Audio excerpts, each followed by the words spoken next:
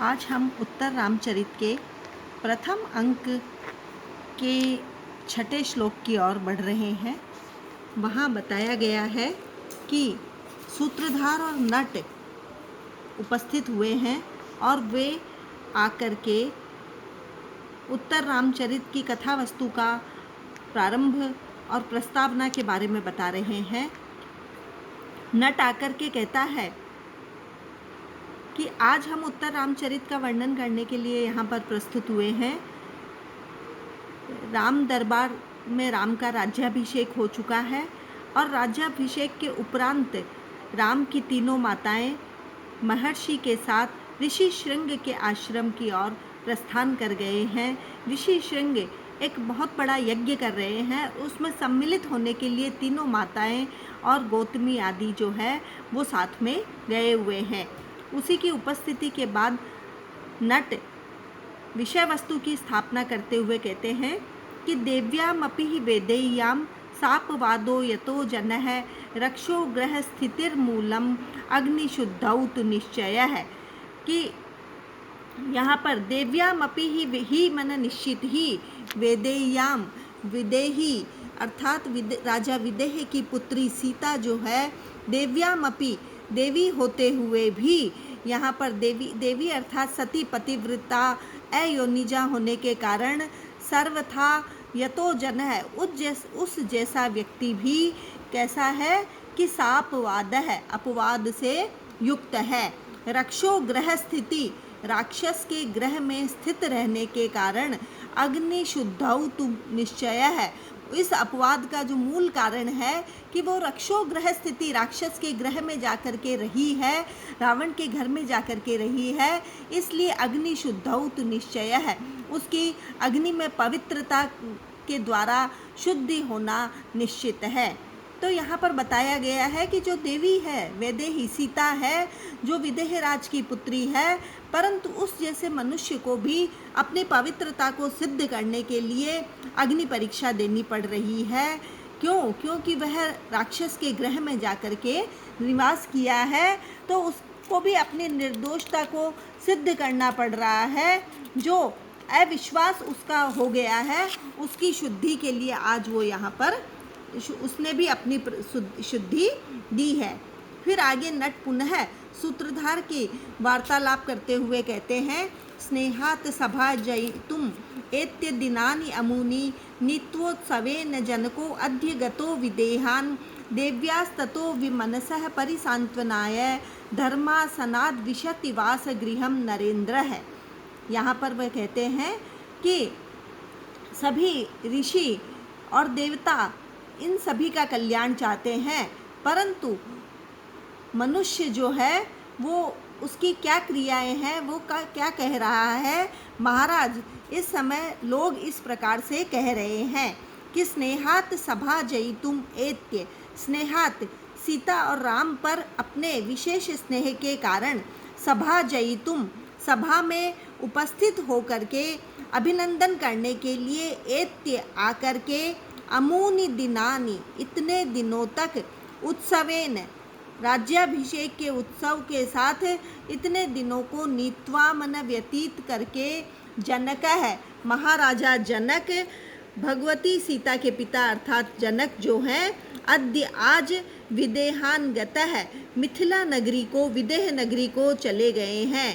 ततः इस कारण से विमनसः देव्या उदास या खिन्न चित्त वाली सीता जो है सांत्वना या धैर्य देने के लिए नरेंद्र है महाराजा नरेंद्र राम जो है धर्मासनात धर्म आसन से उठ करके वास गृहम विशति अपने निवेश स्थान में अपने शयन स्थान के अंतर्गत निवास गृह की ओर प्रवेश कर रहे हैं।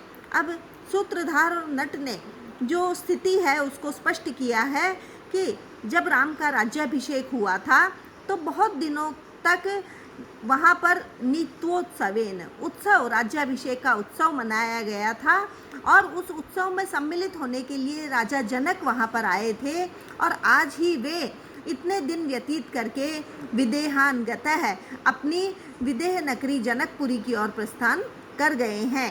इस कारण से देव्या विमनसः, सीता जो है वो विमनसः, खिन्न मन वाली हो गई है और वो उसको परिसांत्वनाएं, सांत्वना देने के लिए धर्मासन से उठ करके राजा राम जो है वो अपने निवास स्थान की ओर प्रवेश कर रहे हैं। और इस प्रकार से यहाँ प्रस्तावना के अंतर्गत राजा को अपने निवास स्थान में प्रवेश करते हुए दिखाया गया है। अब प्रथम दृश्य जो उपस्थित होता है, वहाँ राम सीता के पास जाते हैं और कहते हैं, हे देवी वैदेही, हे सीता, विश्व से ही विश्वास करो, ते ही गुरुओं न शक्नुवंती विहातु अस्मान। वे गुरु है, वे हमारे बड़े लोग जो हैं, विहातु अस्मान, हमको छोड़ने में समर्थ नहीं है। किंतु अनुष्ठान नित्यत्वम स्वातंत्र्यम अपकर्षति, संकटा ही आहिताग्नि नाम प्रत्यवायै गृहस्थिताः। यहाँ राम कहते हैं कि वे गुरुजन हम लोगों को नहीं छोड़ सकते हैं, वे पुनः आएंगे और शीघ्र ही पुनः उनसे मिलना होगा। अनुष्ठान नित्यत्वम, नित्य नैमित्तिक क्रियाओं के अनुष्ठान आदि जो है वो स्वातंत्र्यम अपकर्षति, वो मनुष्य की स्वतंत्रता को छीन लेते हैं। संकटा ही आहिताग्ना नाम, और जो गृहस्थ लोगों के लिए, गृहस्थ व्यक्तियों के लिए आहिताग्नि नाम, जो नित्य नैमित्तिक कर्म होते हैं, वे ही उनके लिए संकट उपस्थित कर देते हैं। अर्थात मनुष्य अपने नियमित क्रियाकलाप में इतना बंधा हुआ होता है कि वो न चाहते हुए भी उनको छोड़ नहीं पाते हैं और उनसे जुड़ने के कारण, अपने गृहस्थ धर्म का पालन करने के कारण वे उस कर्म में हमेशा लीन रहते हैं। फिर पुनः आगे के श्लोक में कहा गया है कि अगला श्लोक कहा है कि अष्टावक्र राम और सीता जो है वो बैठे हुए हैं और वहाँ पर राजा जो है वो उनको अभिवादन करने के लिए कहते हैं कि अष्टावक्र को, हे देवी, तुम अपने कुल गुरु भगवान वशिष्ठ जो हैं उनको अष्टावक्र कह रहे हैं कि उनको प्रणाम करो। विश्वम्भरा भगवती भवतीम असूतय राजा प्रजापति समो जनकः पिता ते, तेषां वधू त्वमसि नंदिनी पार्थिवानां येषां कुलेषु सविता च गुरुर्वयं च। अष्टावक्र वहाँ पर प्रवेश करते हैं और दोनों को आशीर्वचन देते हुए वे कहते हैं कि भगवान वशिष्ठ ने तुमको आशीर्वाद स्वरूप यह संदेश कहा है कि हे भगवती, हे सीता, भवतीम, आप विश्वम्भरा असूत, विश्व का भरण पोषण करने के लिए उत्पन्न हुई है और उससे उत्पन्न हुई है, ऐसी पृथ्वी से आपकी उत्पत्ति हुई है। और राजा प्रजापति समो जनकः पिता ते, और ते पिता, तुम्हारे पिता जनक जो है प्रजापति के समान राजा हैं। तेषां वधू त्वमसि नंदिनी पार्थिवानाम, और तुम हे नंदिनी, हे आनंद को देने वाली उन राजाओं की, इन पार्थिव राजाओं की वधू त्वम असि, तुम उनकी पुत्र वधू हो। येषाम कुलेषु सविता, जिनके कुल में सूर्य सदैव उगा रहता है, उदित रहता है। और गुरुर्वयं च, और हम जैसे गुरु, जहाँ पर उनके आदर्श गुरु हैं, उनके ऋषि गुरु हैं, ऐसे कुल में तुम कुल की तुम पुत्र वधू हो। तो यहाँ भगवान अष्टावक्र जो है भगवान वशिष्ठ के द्वारा दिए गए संदेश को सीता को कह रहे हैं और उनको आशीर्वचन स्वरूप महर्षि वशिष्ठ के संदेश को कह रहे हैं कि तुम्हारी उत्पत्ति जो है विश्व का भरण पोषण करने वाली पृथ्वी से हुई है। जनक जो प्रजापति के समान है, ऐसे तुम्हारे पिता हैं। तुम उस कुल की पुत्र कुल वधू हो जिसके कुल में सविता, सूर्य सदैव उदित रहता है, कभी भी अस्त नहीं होता है। और हम जैसे गुरु जिनके कुल में हैं, ऐसे कुल की तुम वधू हो। तो यहाँ आशीर्वचन स्वरूप सीता को जो महर्षि वशिष्ठ ने संदेश भेजा है उसका वर्णन किया है। आगे राम उस वचन को सुनकर के कहते हैं, अनुगृहीता स्मः, हम उस आपके इस आशीर्वचन से अनुग्रहित हुए हैं। लौकिका नाम ही साधु नाम अर्थम वाग अनुवर्तते, ऋषिणाम पुनः आद्यानाम वाचमर्थो अनुधावती।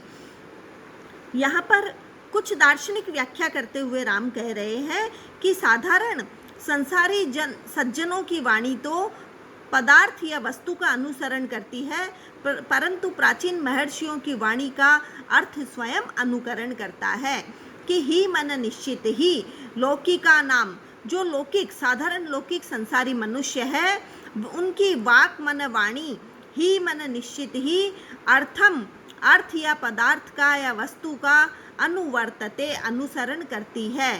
पुनः किंतु आद्यानाम ऋषिनाम, प्राचीन महामुनियों की वाचम मन वाणी का अर्थ पदार्थ या वस्तु अनुधावती, उसका अनुसरण करती है।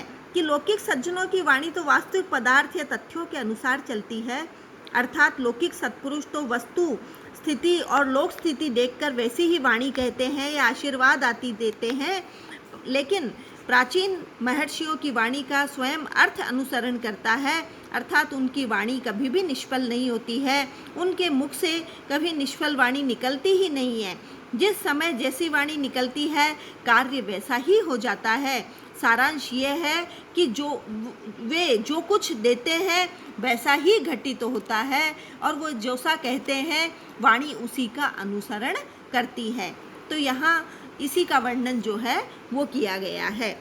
फिर अष्टावक्र पुनः कहते हैं कि जामात्र यज्ञेन वयम निरुद्धा त्वं बाल एवासि नवम च राज्यम युक्तः प्रजानाम अनुरंजने स्यात् तस्माद् यशो यत् परमं धनम। अष्टावक्र पुनः आशीर्वचन कह रहे हैं कि भगवान वशिष्ठ ने हमें क्या आशीर्वाद दिया है। अष्टावक्र उसको कह रहे हैं कि हे राम सुनो कि वयम जामात्र यज्ञ निरुद्धा, हम तो जामाता के यज्ञ में निरुद्ध मन तल्लीन हैं, और त्वम बाल एवासी, और तुम अभी अभी बालक हो, नवम च राज्यम, और यह राज्य जिसका अभी राज्याभिषेक तुम्हें किया गया है वह राज्य भी नया है। युक्तः प्रजानाम अनुरंजने स्यात्, इसलिए तुम्हें प्रजा के अनुरंजन में लीन रहना चाहिए। तस्मात् यशो, उससे जो यश प्राप्त होगा, यत् परमम धनम, वही तुम्हारे लिए परम सर्वश्रेष्ठ धन कहा गया है। कि विशेषतया अपूर्व श्रद्धा को व्यक्त करते हुए गुरु वशिष्ठ उनको कह रहे हैं कि तुम्हारा जो परम धर्म है वो प्रजानुरंजन है। यहाँ राजधर्म की ओर इंगित करते हुए अष्टावक्र वशिष्ठ के संदेश को कह रहे हैं कि एक राजा होने के नाते एक राजा का परम कर्तव्य प्रजानुरंजन ही है, और वही सबसे बड़ा यश देने वाला है, सबसे परम धन है। धन्यवाद।